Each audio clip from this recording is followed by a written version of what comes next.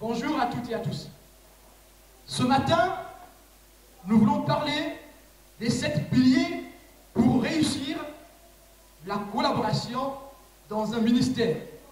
Quels sont les 7 piliers pour réussir une vie ecclésiastique? Pour réussir une vie d'église, il faut connaître ces 7 piliers.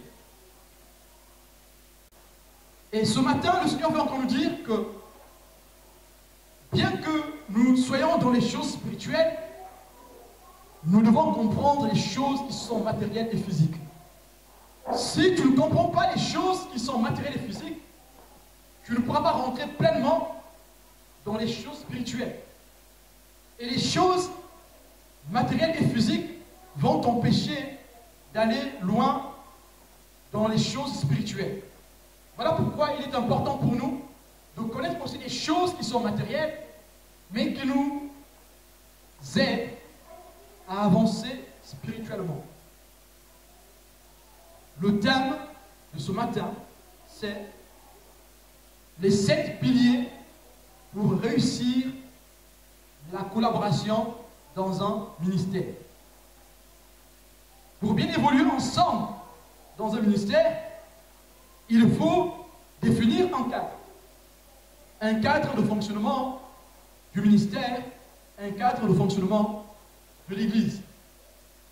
Et un bon chrétien, un chrétien qui craint le Seigneur, évolue dans un cadre qu'il connaît.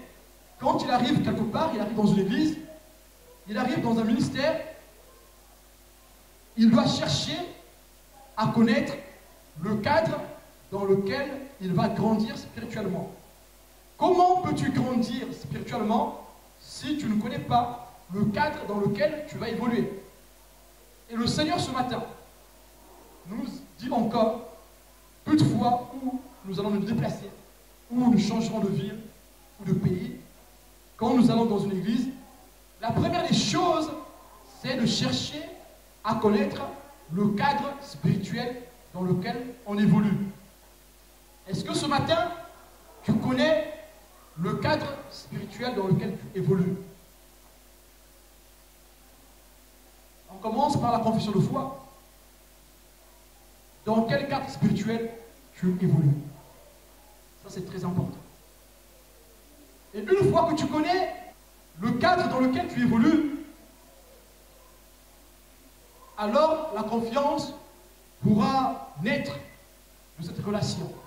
La confiance vient de l'expérience. Sans l'expérience, il n'y a pas la confiance.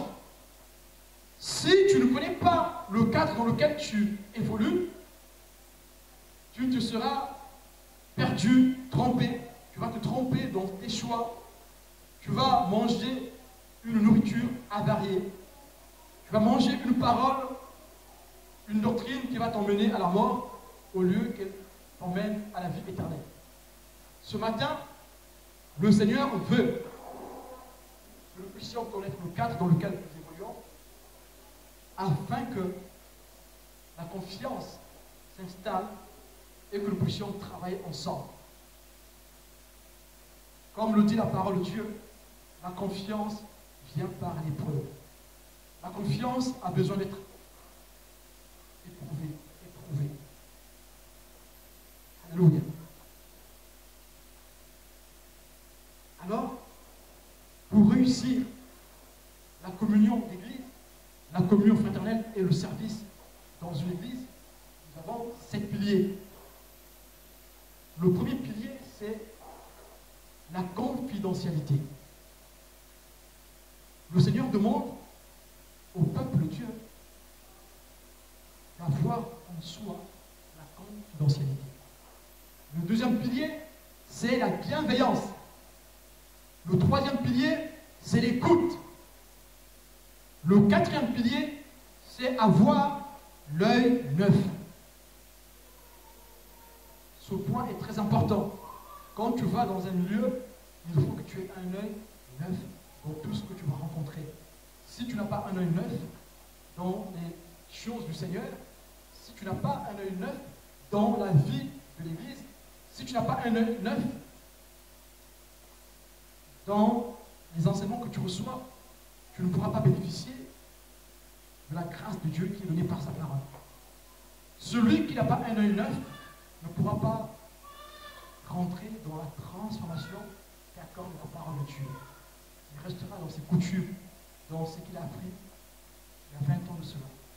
Avoir un œil neuf est une malléabilité spirituelle.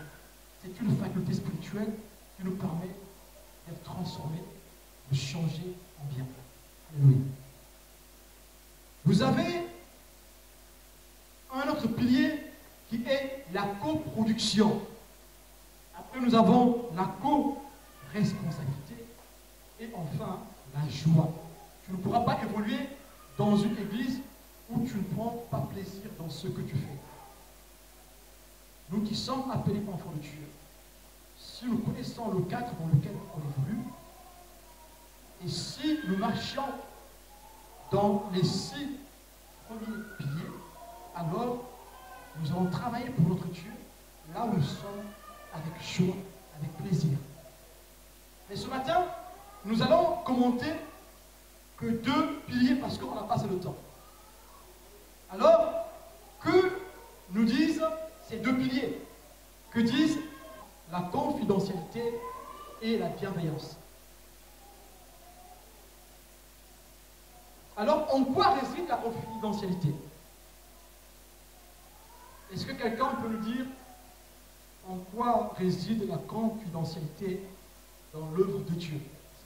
On va faire un enseignement perspective. Amen. Donc, notre sœur définit la confidentialité, le fait de couvrir les fautes. En fait, tu as déjà dit sur la confidentialité. C'est ce que j'allais dire. C'est le point culminant de la confidentialité. La confidentialité réside dans le fait de s'assurer que l'information n'est accessible qu'à ceux dont l'accès est autorisé. L'information doit être accessible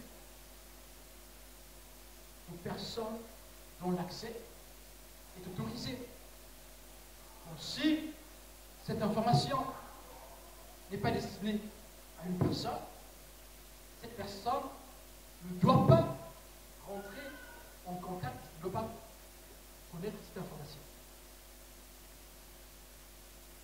Et cette question soulève le respect que chaque chrétien doit avoir dans l'Église.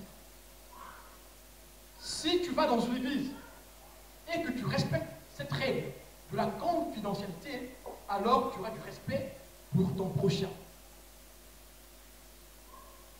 La règle de la confidentialité dans l'Église est associée au respect. Alors si je respecte mon prochain, je serai très confidentiel. Si une chose m'a été confiée, cette chose, je la garderai pour moi. Et c'est un signe de respect. Dans la confidentialité, nous avons aussi le signe de la fidélité. Si je suis fidèle à quelqu'un, alors je serai un bon confident. Si je suis un bon confident, alors je serai fidèle à la personne. Je serai fidèle au travail qui est fait. Et dans la confidentialité, on n'a pas que le respect et la fidélité. Dans la confidentialité, on a aussi la loyauté. Ce sont des choses qui feront que nous puissions grandir. Un chrétien qui n'est pas loyal, un chrétien qui n'a pas en lui la confidentialité, ne pourra pas aller loin dans sa vie spirituelle. Peu importe les dons spirituels que tu as, peu importe la façon que le Saint-Esprit t'anime, parce que si tu n'arrives pas à garder les choses qui ne sont pas données à tout le monde, alors le Saint-Esprit ne pourra pas t'animer les prochaines fois. Alors, puisque tu as manqué de sagesse, le Seigneur te cachera sa face. Donc vous voyez, les règles dont nous parlons ici, les règles que nous avons énumérées ici, ne vont pas nous servir que pour notre cohabitation dans une église. Ces règles ne vont pas nous servir que pour notre communion d'église. Ces règles vont aussi nous servir pour notre communion avec le Seigneur. Notre communion avec le Seigneur n'a pas d'efficacité, notre communion fraternelle et bancale. Pour que ta communion spirituelle soit efficace, il faut que ta communion fraternelle soit efficace. Comment peux-tu être en communion avec Dieu qui est invisible, tandis que tu n'arrives pas à être en communion avec les hommes qui sont visibles? Les hommes qui sont créés à l'image de Dieu. Si tu veux être dans une bonne communion avec le Seigneur, si tu veux être dans une vraie communion avec le Seigneur, ce matin, le Seigneur t'invite, le Seigneur t'interpelle de rentrer dans une réelle communion avec les hommes, avec les humains, savoir vivre avec les autres. Vous voyez, dans le désert, Dieu a donné les bonnes manières aux enfants d'Israël. Il leur a enseigné comment vivre avec les autres, comment vivre avec son prochain. Vous allez voir, il y a plusieurs règles qui sont données, les règles de vie dans la communauté. Il y a des règles de vie, d'hygiène. Les 7 piliers que nous citons ce matin ont une connotation physique, mais aussi spirituelle. Puisque si nous sommes loyaux envers notre prochain, nous serons loyaux envers notre Dieu. Si nous avons en nous la confidentialité envers notre prochain, alors nous aurons cela envers notre Dieu Tout-Puissant. Alléluia. Celui qui est invisible. Il est écrit, comment peux-tu dire que tu aimes Dieu qui est invisible, que tu ne vois pas, si tu n'aimes pas ton prochain que tu vois? Alléluia. Amen. Alors, si tu respectes la règle de confidentialité, si vraiment tu marches dans la confidentialité, tout ce qui se dit dans le cadre du ministère restera dans le ministère. Tu ne pourras pas prendre ce qui se dit dans le cadre du ministère et l'extrapoler et le transformer à ta guise. En aucun cas, tu pourras utiliser ce qui se dit dans le cadre du ministère dans un conflit ou pour se moquer de quelqu'un ou pour faire de ça un sujet de sarcasme. En aucun cas. Parce que tu crains le Seigneur. En aucun cas, tu pourras utiliser les choses qui sont dites dans le cadre du ministère pour faire honte à quelqu'un, pour dénigrer quelqu'un ou pour te venger. En aucun cas, parce que tu as en toi la confidentialité. La confidentialité réside à couvrir l'autre, réside dans la couverture que nous avons les uns pour les autres. Nous sommes là pour nous protéger mutuellement. Amen. Nous allons voir des exemples dans la Bible. Comment le Seigneur Jésus-Christ lui-même a agi dans la confidentialité. Est-ce que le Seigneur Jésus était quelqu'un de confidentiel? Est-ce que le Seigneur Jésus était quelqu'un qui a cultivé la confidentialité dans son ministère terrestre? Nous allons le lire. Vous avez Matthieu, chapitre 16, verset 20. Et vous avez aussi Matthieu, chapitre 17, verset 9.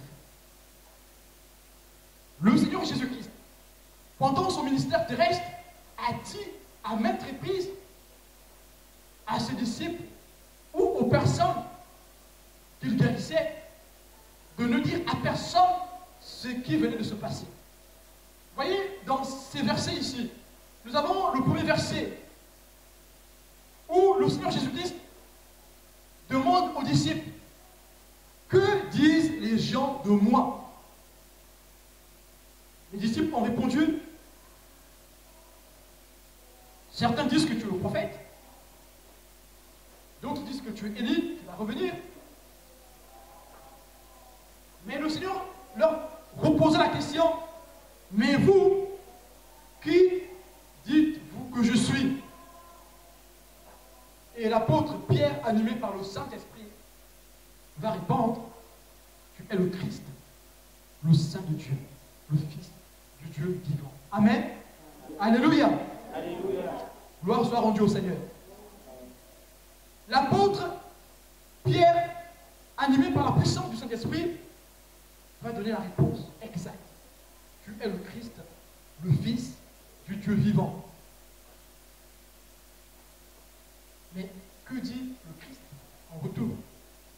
Matthieu 16, verset 20.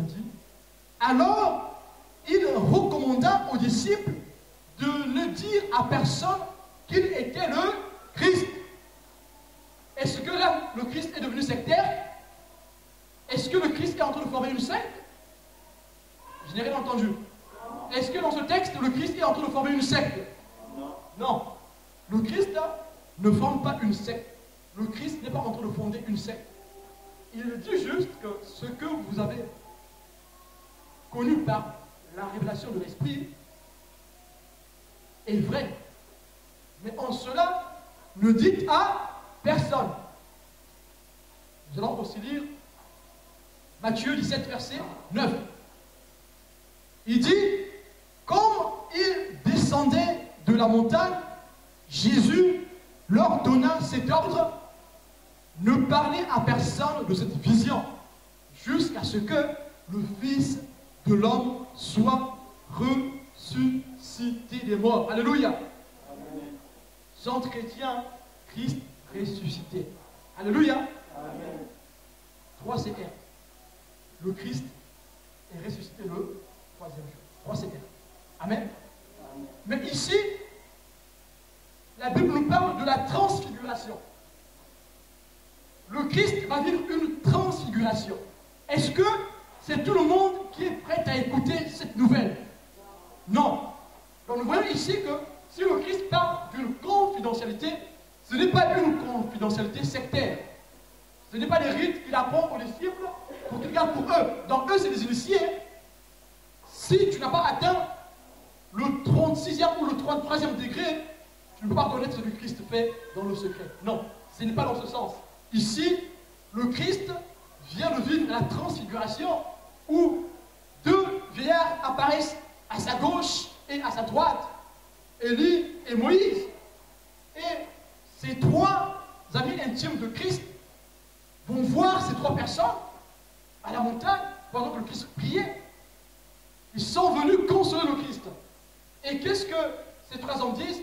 Nous allons construire 3 tentes. Une pour toi, Jésus, une pour Moïse, une pour Élie.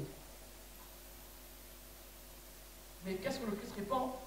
Ce que vous avez vu, ne le dites à.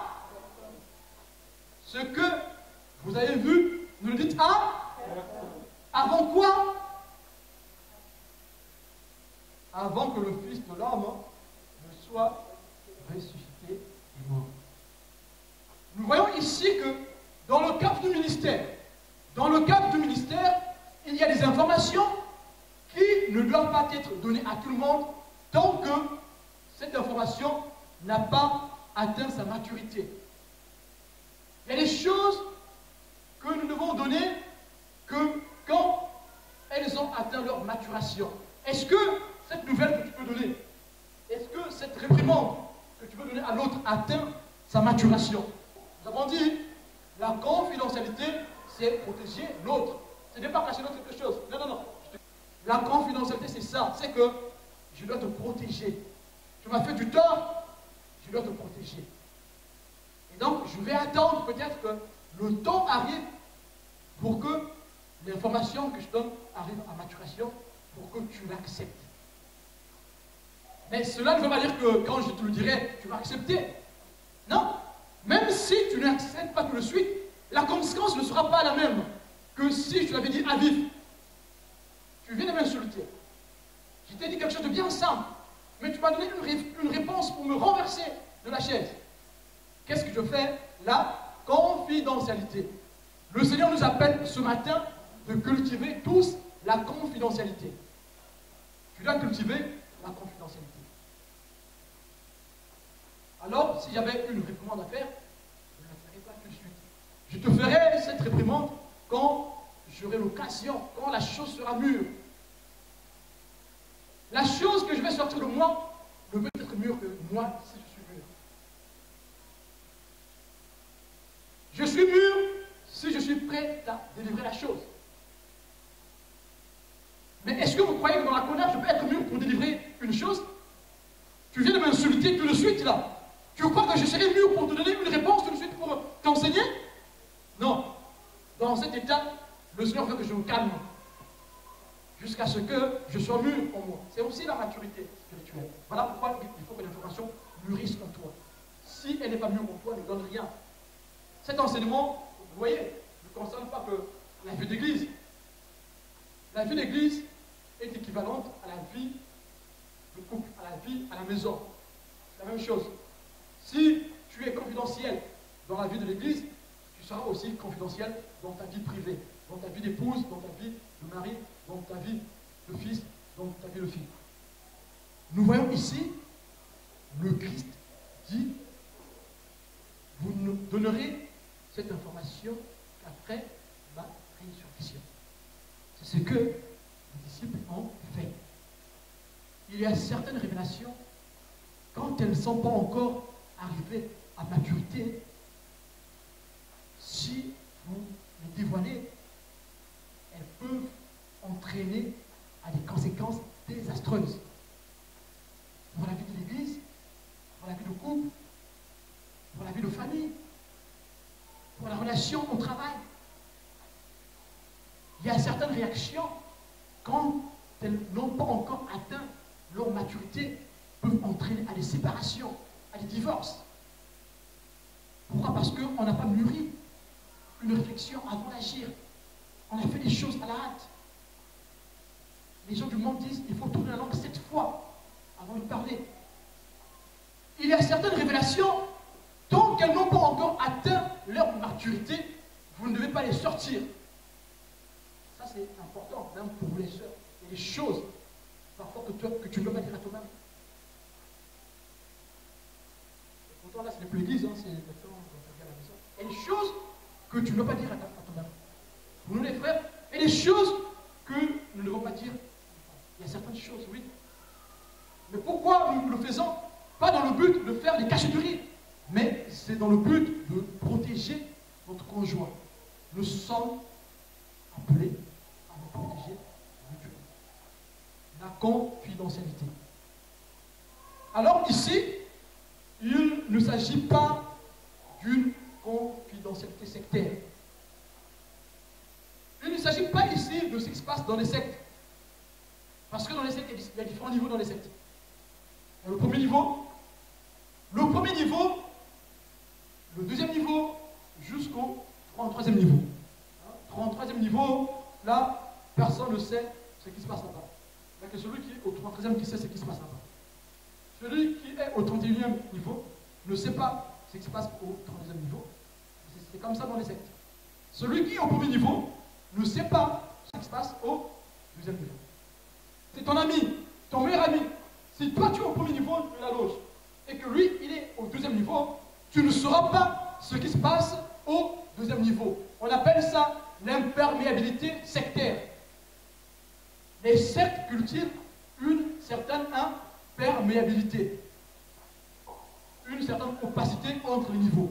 Mais ici, le Christ ne veut pas enseigner l'opacité entre les niveaux. Et puis, il n'y a pas d'hierarchie, il n'y a pas de niveau. Pourquoi voulez-vous que le Christ dise aux disciples de ne pas dire aux gens, dans le cadre de cacher une vérité? Dans le Christ, il n'y a pas de vérités qui sont réservées pour les pasteurs et d'autres pour les brebis. Non. Le Christ n'a pas prêché les castes. Notre Dieu n'a pas prêché les castes. Le Christ n'a pas prêché les castes. Il a prêché l'unité. Le Christ a prêché l'uniformité. Le Christ n'a pas prêché les groupes, les clans. Le Christ a prêché l'amour sans distinction d'origine, sans distinction d'ethnie, sans distinction de clan, sans préjugés.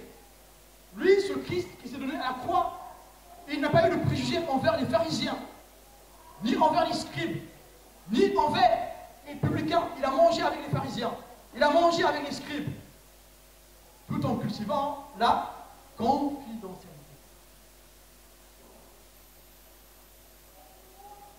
Alors ici, le Christ ne veut pas créer une hiérarchie. Le Christ ici, dans ces deux conseils qu'il donne, il ne veut pas créer une pyramide. que ceux qui sont à la base ne connaissent jamais ce qui se passe au sommet. Non, le Christ ne veut pas créer ici une pyramide, loin de là. Le Christ veut, dans ses recommandations, protéger le ministère. Nous avons vu le Christ dire au démon, tais-toi. Quand le démon voulait dire, tu es le Saint de Dieu, tu es le Fils de Dieu. Que dit le Christ? Le Christ dit, tais-toi. Sors. Le Christ n'a pas permis au démon de parler. Le Christ n'a pas permis au démon de dévoiler qu'il était le Christ. Parce que ce n'était pas encore.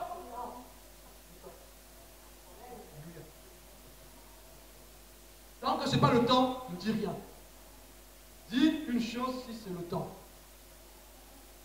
Si tu dis une chose hors du temps, tu n'es plus dans la confidentialité.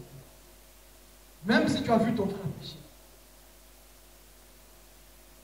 même si tu as vu ta soeur pécher, reprends ton frère, reprends ta soeur quand l'information sera mûre, quand la chose va arriver à maturation. Voilà pourquoi le Christ dit, ne dites à personne.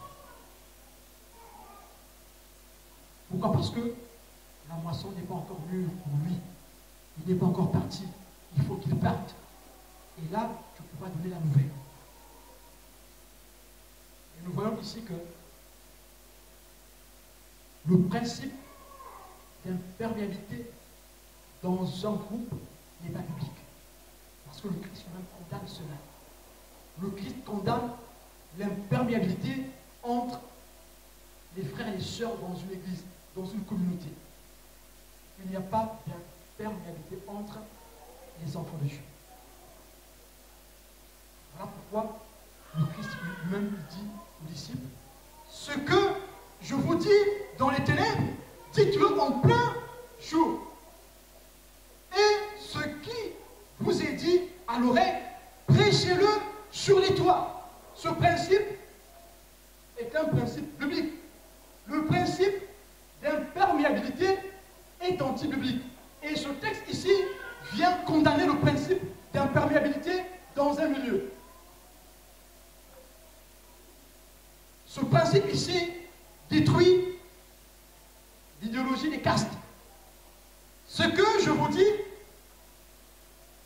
dans les ténèbres, dites-le en plein jour. Ce qui vous est dit à l'oreille, prêchez-le, criez-le. Prêcher, c'est crier. Criez-le.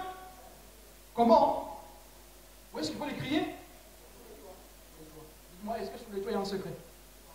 Donc notre Dieu n'est pas cette terre. Notre Dieu n'est pas cette terre. Mais seulement, il y a des informations qu'on doit donner à quelqu'un quand cette information est mûre.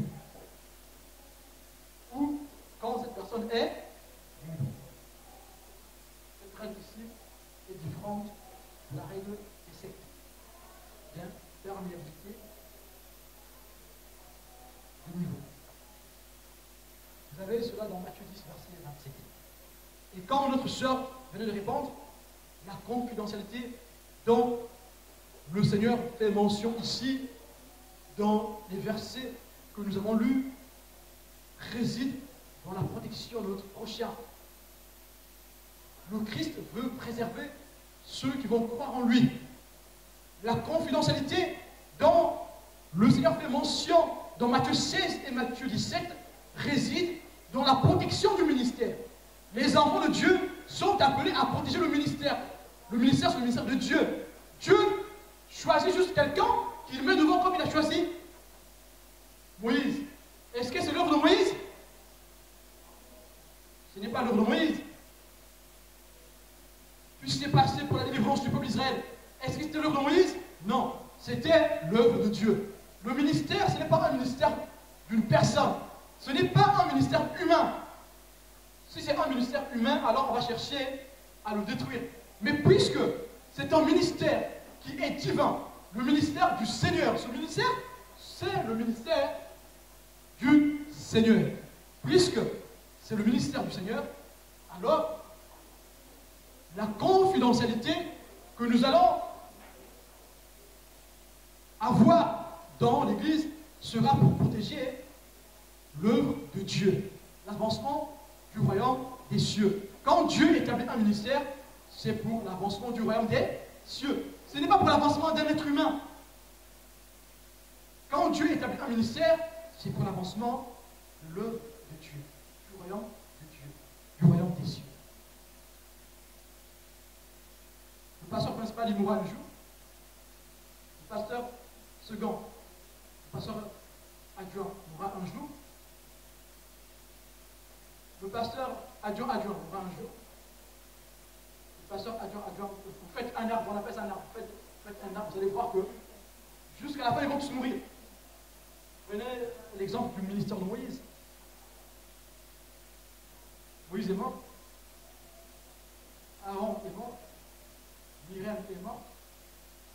Josué est mort. Caleb est mort. Les juges sont morts. Les rois sont morts. Alléluia. Est-ce que là c'est le ministère d'un homme? Est-ce que là il s'agit d'un ministère humain, d'un homme? Est-ce que le peuple d'Israël a disparu quand Moïse est mort? Mais si c'était le ministère de Moïse, il n'y aurait plus Israël. Est-ce que la promesse est passée quand Abraham est mort? Pourquoi? Parce que c'est la promesse de Dieu, pour le peuple de Dieu. Voilà pourquoi ici, sur ces 7 piliers que nous avons donnés ici, le premier pilier, c'est la confidentialité. Et la confidentialité réside en la protection que nous devons apporter à l'un et à l'autre. Réciproquement, mutuellement. Nous devons nous protéger mutuellement dans l'Église. Et parce que nous nous protégeons mutuellement dans l'Église, nous pourrons aller loin. C'est sûr, seul, on va très vite, je vous assure. Si vous travaillez seul, vous irez très vite. Mais vous n'irez pas très loin. Parce que seul, vous irez très vite, vous allez vous fatiguer. Mais ensemble, parce qu'ici, nous étudions les règles de fonctionnement dans une église, les règles de croissance d'une vie spirituelle dans une église. Seuls, nous irons très vite. Alléluia. Mais on n'ira pas très loin. Parce qu'on a besoin de l'autre. Même du plus petit. Et il y a une locution française qui dit on a toujours besoin du plus petit que soi. Je ne sais pas. Si nous avons besoin du plus petit que soi, ça veut dire que nous devons marcher dans la confidentialité. Dans la confidentialité, il y a le respect, la fidélité, la loyauté. Si tu n'es pas loyal envers le Seigneur, tu ne seras pas confident. Mais en trahissant, en donnant un secret que le Christ dit ne dit à personne. Là, le Christ dit aux disciples, ne parlez à personne de cette vision jusqu'à ce que le Fils de l'homme soit ressuscité des morts. Dites-moi, si Pierre est allé dire aux gens, ah vous savez, moi-même j'étais présent, j'ai vu le Christ là, mais il est transfiguré, je l'ai vu là, j'ai vu Élie. Tu as déjà vu Élie toi? Parfois le pauvre il n'a pas fait ça pour critiquer ou pour insulter, non. Il a fait ça que moi il est content, il veut montrer aussi qu'il a vu Élie. Moi j'ai vu le prophète Élie, moi tu sais. Qu'est-ce qu'il va faire? Il va détruire l'œuvre de Dieu. La confidentialité sert à protéger l'œuvre de Dieu. La confidentialité sert à protéger les enfants de Dieu. Voilà pourquoi, si nous voulons grandir ensemble spirituellement, nous devons avoir pour nous la confidentialité. La confidentialité dont il est fait mention ici réside dans la protection du prochain. Elle réside dans la protection de l'œuvre de Dieu, du royaume des cieux. Les choses qui sont dites dans le cadre du travail spécifique ne doivent jamais en aucun cas être répétées à quelqu'un dont l'accès à l'information n'est pas autorisé. Si je te dis une information dont l'accès n'était pas autorisé, alors non seulement que je vais trahir l'information, mais je te trahis toi aussi. Parce que, qui sait, cette information pourra peut-être te détruire. Cet enseignement ne concerne pas que la vie d'église.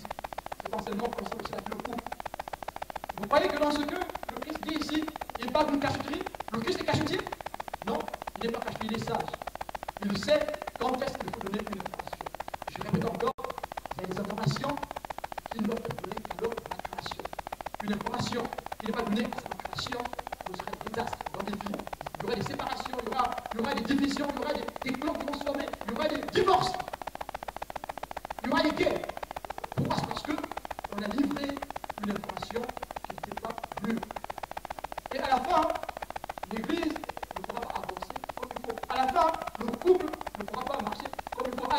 la famille ne pourra pas marcher dans la cohésion. À la fin, notre vie spirituelle, quelque chose de donc spirituel. Et le Saint-Esprit doit se taire. Faisons très attention dans la confidentialité. Ecclésiaste 1, verset 8 dit « Toutes choses sont en travail au-delà de ce qu'on peut dire. L'œil ne se rassasie pas de voir et l'oreille ne se lasse pas d'entendre. » L'œil ne sera jamais plein. Il ne va jamais dire, bon, là j'ai trop vu maintenant, je peux maintenant arrêter là. Non, l'œil ne va jamais dire ça. Les oreilles ne vont pas dire, oh, j'en ai assez, j'ai trop bien entendu, j'ai trop écouté ces choses-là, maintenant je veux plus écouter. Voilà pourquoi nous les chrétiens, nous devons nous préserver, nous protéger mutuellement. Ça veut dire que je ne suis pas obligé de te dire tout ce qui se passe. Tu n'es pas obligé de me dire tout ce qui se passe. Même si la soeur Intel a volé un morceau de pain, le frère Intel a volé un stylo, tu n'es pas obligé de venir me le dire. Nous devons nous protéger mutuellement. Donc le berger d'une assemblée, ce n'est pas un vase où on vient tout déverser. Tu n'es pas obligé de dire à ton pasteur tout ce que s'y passe dans l'église. Si Dieu veut que le pasteur soit au courant de cette chose, si c'est un vrai pasteur, Dieu me le montrera, je suis désolé. Dieu montrera au pasteur ce qui se passe. C'est que tu fais dans le secret. Et je vous assure que nous prions un Dieu vivant. Nous prions un Dieu vivant. Si tu fais quelque chose dans le secret, avant que tu fasses la chose, le Seigneur va révéler. Le Saint-Esprit, qui lui dans les secrets, va dévoiler ce qui se passe dans le secret. Donc le pasteur n'a pas besoin que tu viennes faire des racontages, je ne sais pas comment vous appelez ça. Je ne sais pas comment on appelle ça. Si tu veux grandir dans le Seigneur, si tu veux grandir dans la foi, quelque chose ne t'a pas plu envers ton Dieu, ton Dieu il va t'aider à surmonter cette chose. Qui sait? Peut-être que c'est une formation pour toi. C'est ça l'amour, la confidentialité. Si tu es un bon chrétien, tu n'es pas obligé de dire au pasteur tout ce qui se passe. Ah, interprète, comment il a vu la chaise, ah, c'est une bonne question, je n'ai pas compris ces choses. Ah, interprète, c'est que tu as vu. Mon frère, ma soeur, si ce matin, tu es là, si tu as déjà fait ça, réponds-toi. Tu n'es pas obligé de dire aussi à ton frère, à toi, c'est que tu as vu. Ah, tu as vu un terme, toi, ton comment il sait, j'ai pas compris, c'est comme ça. Va prier Dieu pour que Dieu tienne à ton frère comme il est. Et prie pour lui pour qu'il change. Si ce n'est pas bien ce qu'il fait, le Seigneur le fera encore pour qu'il change. Attends que l'information arrive à maturation.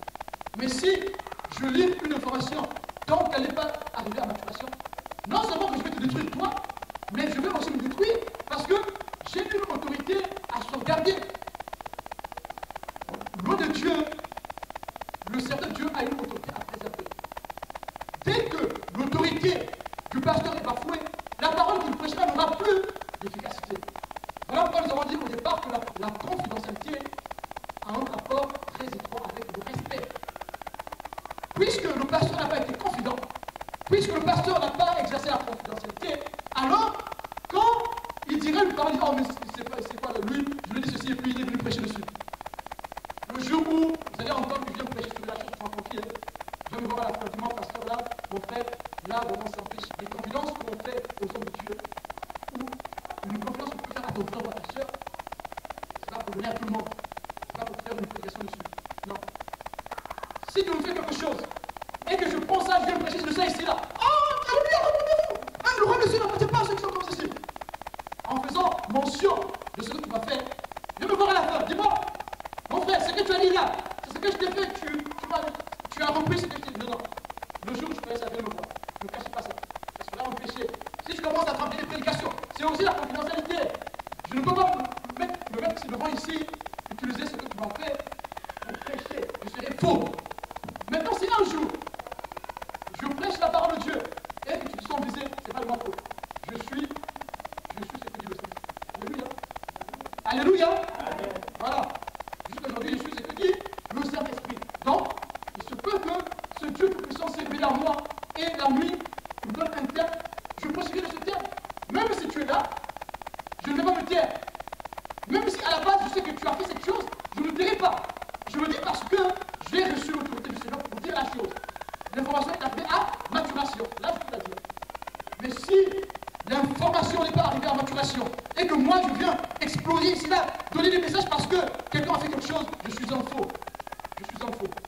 Là, commencez à avoir peur de moi. Là, commencez à dire, il y a quelque chose qui se passe chez la parce que on n'utilise pas celui ici, une autorité que Dieu donne, pour y confier. On n'utilise pas celui que Dieu donne, une autorité. Parce que mon Dieu, c'est une autorité.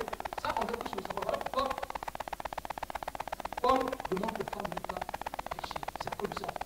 La prédication, présider, prêcher, enseigner, confère une autorité. Même si elle est invisible, même si à vos yeux vous ne la voyez pas, mais prêcher, présider, prendre autorité devant le public, confère une certaine autorité. Même si tu es humble, cette chose te se devant toi. Même si tu es le plus humble du monde, quand tu parleras, les gens sauront que dans celui-ci, une autorité a été investie. Même si c'est l'homme le plus simple du monde, même si c'est la femme la plus simple du monde, quand tu as investi l'autorité de Dieu, la chose se fera. Même si tu es l'homme le plus timide du monde, si tu as investi une autorité, quand tu parleras, les gens sauront que là, il y a un homme qui parle. Ce n'est plus le timide. Quand tu porteras la veste de l'homme vêtu de l'autorité, quand tu parleras, les gens sauront que là, c'est Dieu qui parle. Ce n'est plus cette personne qui parle. Les gens sauront faire la différence entre quand c'est toi qui parles, hein, le fameux qui parle, et quand c'est le certain Dieu qui investit par l'esprit qui parle. Il y aura une différence. Nous allons nous arrêter sur ce point. Et le dimanche prochain, nous allons assimiler la bienveillance. Encore un pilier capital pour notre croissance dans une église. Nous avons besoin d'être en confiance là où nous évoluons